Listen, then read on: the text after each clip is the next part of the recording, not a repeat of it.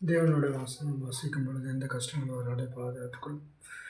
நீரே ஆனாரே இருதவரும் இருக்கிறவரும் மகா தேவலும் உள்ளவரே சுத்திரமம்மா இந்த தீர்க்க தரிசன ஊழியத்தை ஆசீர்வதிமானவர் நீரை பொறுப்படுத்தி நடத்தக்கொள்ளுமானவர். தேவனே எல்லோருக்கும் பிரயோஜனமாக இருக்க ஆசீர்வதிமானவர். என் மூலியமாக சில காரியங்களை செய்து கொண்டிருக்கிற உண்மைக்கு நன்றி ஆண்டவர். ஆண்டவர் நாமே ஆண்டவர் இந்த ஊழியத்தை ஆசீர்வதிக்கிறேன். எனக்கு ஒரு காரியத்தை வெளிப்படுத்தினா, மாம்சமான யாவர் மேலும் என் ஆவியை ஊற்றுவேன்.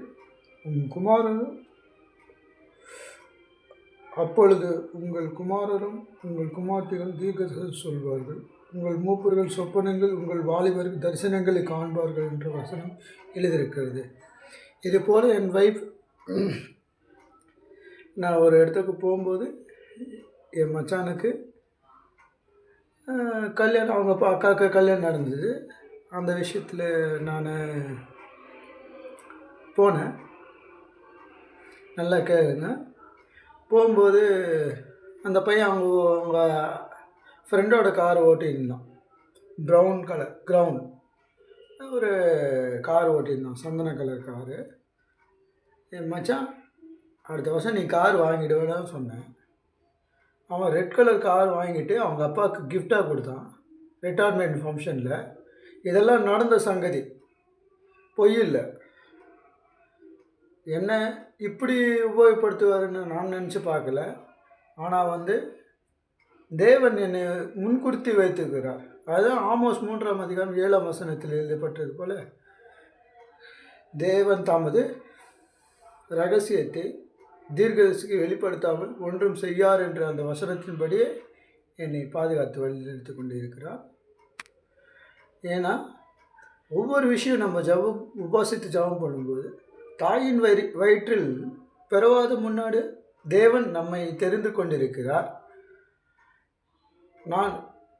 நான் சிறு வயதில் நான் எப்படி பேசுவேன் எனக்கு தெரியாது. ஆனால் நான் சைலண்ட்டாக இருப்பேன். ஏன் என்ன ஆண்டவரே என்னை சைலண்ட்டாக இருக்க வைக்கிறேன்னு பிசாசானவன் என்னை மனுஷனுக்குள்ளே ஏதோ ஒரு மாதிரியாக பிஹேவ் பண்ணிவிட்டு என்னை சண்டை மூட்டி விடுறது, கலகம் பண்ணி விடுறது, ஒரு மாதிரியாக ஒரு கருத்து வேறுபாடு பேசுறது, நான் அது மாதிரி பண்ணியிருந்தான். ஆனால் அதுவும் நான் தாங்காமல் மன உடைச்சல் ஆளாகாமல் ஜெபம் பண்ணேன். ஜெபம் பண்ணால் தான் இந்த உலகத்துக்கு விடுதலை. விசுவாசித்து ஜெபம் பண்ணி உபாசம் இருந்தால் தான் எல்லாத்துக்கும் விடுதலை. சைலண்ட்டாக இருந்து எல்லாமே நிர்வர்த்தியாக பண்ணணுன்னா சைலண்ட்டாக இருந்தால் தான் நல்லது. அதுபோல் நம்ம இந்த உலகத்தில் மோசே மிகுந்த சாந்தமுள்ளவனாக இருந்தான். அதுபோல் நம்மளும் ஏதோ மிகுந்த சாந்தமுள்ளாக இருந்து நம்ம தேவ வசனத்தை வாசிக்கும் பொழுது எந்த கஷ்டங்கள் வராதபடி பாதுகாத்து நடத்தி வந்தார். நாம் எப்போவுமே நம்ம ஜெபித்து கொண்டு இருந்தால் தேவன் விடுதலை செய்வார். என் காரியத்திலும் நான் என் பிதாவின் சித்தத்தை நான் செஞ்சேன்னு ஒரு காரியத்தை சொல்கிறேன். விவாக விஷயத்தில் அவருக்கு தகுந்த மாதிரி தான் நான் செஞ்சேன். விவாக விஷயத்தில் ஆண்டவரே இந்த பெண்ணை நான் கல்யாணம் பண்ணிக்கலாமான்னு நினச்சேன். எனக்கு ஒரு பெண்ணை காட்டினேன், அது பேர் கால்பனா. அதுபோல் தேவ சித்தத்தை நம்ம நடத்தி வைக்க வேணும். அவருடைய சித்தத்தின்படி நம்ம நடந்தால் அவர் நமக்கு வார்த்தை கேட்பார். அவர் சித்தத்தின்படி என்ன நடக்கிறோமோ அதை கேட்டிருக்கணும். உபாசித்து கேட்டு கண்ணீர் விட்டு ஜெபிச்சு கேட்கணும். அது மாதிரி நம்ம அவரோட சொல்கிற பேச்சு கேட்டால் அவர் நம்ம சொல்கிறபடி நடப்பார். லைட்டாக அது நடப்பார். ஆனால் நம்ம அவர் சொல்கிறபடி தான் நம்ம முதல்ல கேட்கணும். அவர் சொல்கிறபடி பிதாவின் சித்தப்படி நம்ம செய்யணும். அதுதான் ஊழியம். தேவனை ஸ்தோத்திரம். மனம் திரும்புங்கள் என்றால் அதில் நல்வழி இருக்கிறது, நல்வழி கத்தலை கற்றுக்கிறது. நீரை அவரை பாதுகாப்பார். பரிசுத்தை அவரையும் என்னை நடத்தி கொண்டிருக்கிறார். ஆபத்திலே என்னை பாதுகாத்து நடத்துகிறார். தேவனுக்கு ஸ்தோத்திரம். இதை சிறு சாட்சிக்காக ஸ்தோத்திரம். இந்த மெசேஜுக்காக ஸ்தோத்திரம். இன்னும் பல காரியங்கள் இருக்கிறது. அதை அடுத்த வீடியோ லிங்க் பண்ணிட்டு சப்ஸ்கிரைப் பண்ணுங்கள், ஷேர் பண்ணுங்கள், லைக் பண்ணுங்கள். ஆமென். என் அன்பின் தகப்பனே, இந்த சிறு இரவுக்காக ஜெபிக்கிறோம் ஆண்டவரே. இந்த ஒவ்வொரு சாட்சிகளுக்காக ஜெபிக்கிறோம் ஆண்டவரே. நான் ஒவ்வொரு சாட்சியும் ஆண்டவரே எனக்கு எட்டாத ஒரு உயரமான காரியத்தை செய்து கொண்டு இருக்க உமக்கு நன்றி ஆண்டவரே. என் வாழ்க்கை ஃப்யூச்சரும் ஆண்டவரை காட்டுகிற ஒரு தரிசனத்தை காட்டுகிறேன் ஆண்டவரே. இதோ யா பா ரபா லா காஷா பா ரபா மீனா அந்த பெண்ணுக்கு விடுதலை தாரும் ஆண்டவரே. வியாதியில் விழுந்து கொண்டிருக்கிறார் ஆண்டவரே. சமாதானமாக இல்லை, எங்கள் வீட்டில் குடிகாரனாக இருக்கிறார் ஆண்டவரே.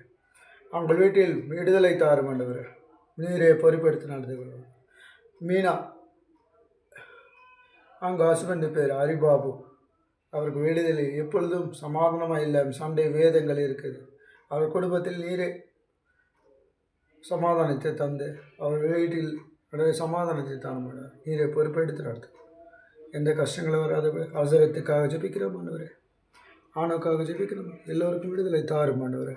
ஆண்டவரே அவசரத்தை ஆண்டவர் கால் வலி விவாகம் செய்வதற்கு அந்த பெண்ணுக்கு சாந்தி அம்மாவுக்கு எலும்பு முறிவு வராது. அப்படி பாதுகாத்துக்கொள். வீட்டில் ஆசீர்வாதம், கல்யாணம் நடக்க வேண்டும் ஆண்டவரே. எல்லாம் கல்யாணம் நடக்க வேண்டுமா?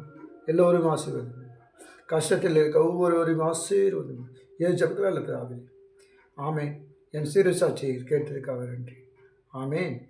எல்லோரும் ஆசீர்வதிக்கப்பட்டவர்கள் என்ற தேவன் வாசனம் சொல்லிக் கொண்டிருக்கிறது. நாம் தேவனை பின்பற்றுகிறால் நடக்க வேண்டும். ஆமேன். ஆமேன். எல்லோரும் ஆசீர்வதிக்கப்பட்டோம். ஆமேன்.